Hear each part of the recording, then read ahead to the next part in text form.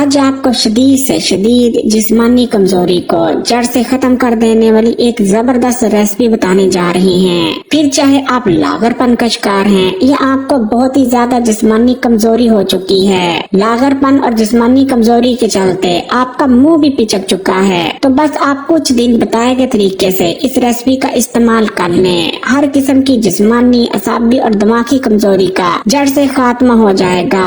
ایسی مائیں جو کہ بہت زیادہ کمزوری کا شکار ہیں یا ایسے گروئنگ ایج کے بچے جو کہ بہت زیادہ ویک ہو چکے ہیں، عمر کے حساب سے وہ قد نہیں نکال رہے یا بہت زیادہ انڈر ویٹ ہیں، وہ بھی اس ریسپی سے بھرپور فوائد حاصل کر سکتے ہیں۔ تو ریسپی کو بنانے کے لیے سب سے پہلے نمبر پر آپ کو ثابوت دانے کی ضرورت پڑے گی۔ یہ آپ دیکھ سکتے ہیں سفید موتیوں جیسی جو آپ کو چیز نظر آ رہی ہے، اسے ثابوت دانہ کہا جاتا ہے۔ ثابوت دانہ آج سے نہیں بلکہ صدیوں سے ہمارے ہاں بہت زیادہ استعمال ہوتا آ رہا ہے۔ برے سنجیر پاک و ہند میں ہر قسم کی جسمانی کمزوری کے لیے ثابوت دانے کا بہت زیادہ استعمال کیا جاتا تھا، لیکن وقت گزرنے کے ساتھ ساتھ ثابوت دانہ جیسی چیز کا استعمال ہمارے ہاں کم ہوتا چلا گیا۔ یہ آپ دیکھ سکتے ہیں یہ ثابوت دانہ ہے۔ ثابوت دانہ لینے کے بعد سب سے پہلے آپ نے پانی سے دھو لینا ہے اور اس کے بعد تقریباً 1 گھنٹے کے لیے ثابوت دانے کو آپ نے پانی میں بھگو کر رکھ دینا ہے۔ اب ہم نے ایک فرائی پین لے کر اسے چولہے پر رکھ دیا ہے اور جیسے ہی فرائی پین تھوڑا گرم ہوتا ہے، ہم نے جو 1 گھنٹے پہلے ثابوت دانہ بھگویا تھا اسے ہم فرائی پین میں ڈال دیں گے اور اس کے بعد ہم اس میں تقریباً 3 گلاس کے قریب پانی بھی شامل کر دیں گے۔ آپ نے ثابوت دانے میں کھلا پانی شامل کر دینا ہے تاکہ ثابوت دانہ اچھی طرح سے پک جائے۔ اب ہم ثابوت دانے میں ابالا آنے کا یعنی بوائل آنے کا انتظار کریں گے۔ ثابوت دانے کو اگر طاقت کا دوسرا نام کہیں تو یہ غلط نہ ہوگا۔ ثابوت دانے کے استعمال سے نہ صرف ہر قسم کی کمزوری جڑ سے ختم ہو جاتی ہے بلکہ ثابوت دانے کا استعمال ہر قسم کی بیماری سے بچنے میں بھی مدد دیتا ہے۔ ثابوت دانے کے استعمال سے جسم میں طاقت آتی ہے، پٹھے مضبوط ہوتے ہیں، ہڈیاں مضبوط ہوتی ہیں، جوڑوں اور گھٹنوں میں گریس میں اضافہ ہوتا ہے۔ پھر کمزوری چاہے جیسی بھی ہو، ثابوت دانے کو کچھ دن اگر آپ ٹھیک طریقے سے استعمال کر لیتے ہیں تو ہر قسم کی کمزوری جڑ سے ختم ہو جاتی ہے۔ پھر چاہے آپ کو سستی اور تھکاوٹ رہتی ہو یا آپ تھوڑا سا کام کرنے کے بعد بہت زیادہ تھک جاتے ہو یا آپ کے جسم میں خون کی کمی ہو، تب بھی آپ ثابوت دانے کو استعمال کریں۔ ثابوت دانے کا استعمال جسم میں توانائی کو بڑھاتا ہے اور اس کے استعمال سے جسم میں تازہ خون بھی بنتا ہے۔ ثابوت دانے کی سب سے اچھی بات یہ ہے کہ اس کے استعمال سے جسم میں طاقت میں بھی اضافہ ہوتا ہے اور وزن بھی بڑھتا ہے، لیکن جسم میں چربی نہیں بڑھتی۔